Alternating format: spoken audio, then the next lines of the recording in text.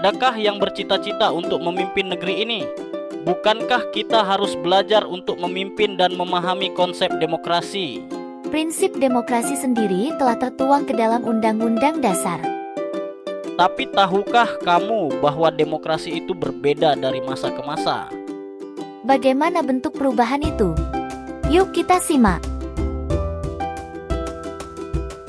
Konstitusi sudah berlaku sejak 18 Agustus 1945 hingga saat ini. Mulai dari UUD 1945, UUD RIS, UUDS, dan UUD NRI tahun 1945. Mari kita pelajari bersama.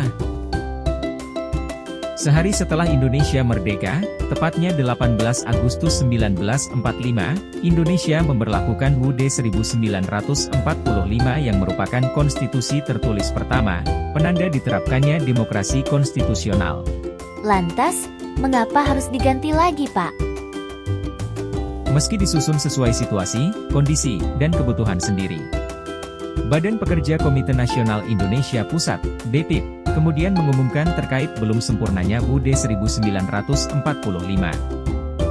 Perubahan pada periode berlakunya UUD 1945 yang disahkan oleh PPKI hanyalah hal-hal kecil dan bukan masalah yang mendasar.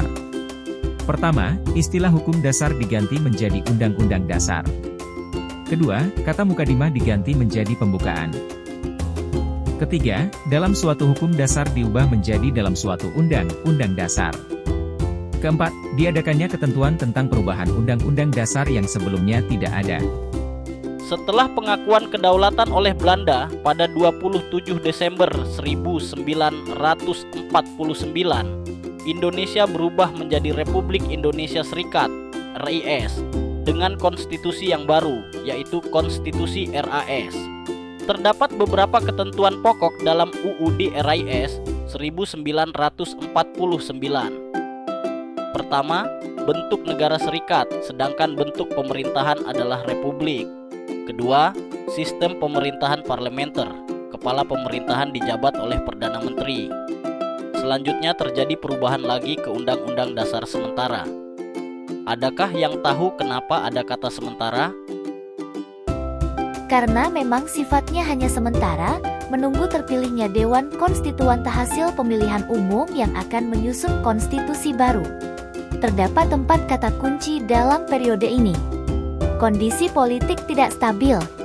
Tercatat pada periode 1950 sampai 1959, terjadi 7 kali pergantian kabinet.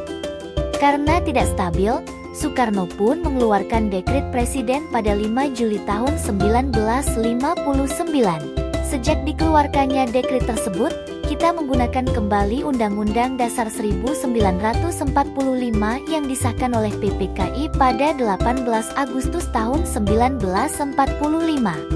Periode ini merupakan periode di mana semua indikator demokrasi dapat ditemukan dalam kehidupan politik di Indonesia. Pemilu tahun 1955 untuk memilih DPR dan anggota konstituante terlaksana dengan baik. Namun, konflik antar elite politik tidak dapat diselesaikan dengan baik. Oleh karena itu, ada upaya pemerintah untuk kembali ke Undang-Undang Dasar ke-1945. Mengingat makna simbolik Undang-Undang Dasar 1945 sangat besar, yaitu sebagai undang-undang dasar yang berakar pada kebudayaan Indonesia dan merupakan perwujudan ideologi Indonesia yang sesungguhnya. Amanat untuk kembali ke Undang-Undang Dasar 1945 menjadi perdebatan. 3 kali mengadakan pemungutan suara untuk memutuskan kembali ke Undang-Undang Dasar 1945 mengalami kebuntuan. Pemungutan pertama dilakukan pada 30 Mei tahun 1959 dengan 269 suara mendukung dan 199 menolak. Pemungutan suara kedua dilakukan pada 1 Juni tahun 1959 yang menghasilkan 246 mendukung dan 204 menolak. Pemungutan suara ketiga dilakukan pada 2 Juni tahun 1959 dengan cara terbuka yang menghasilkan 263 mendukung dan 203 menolak.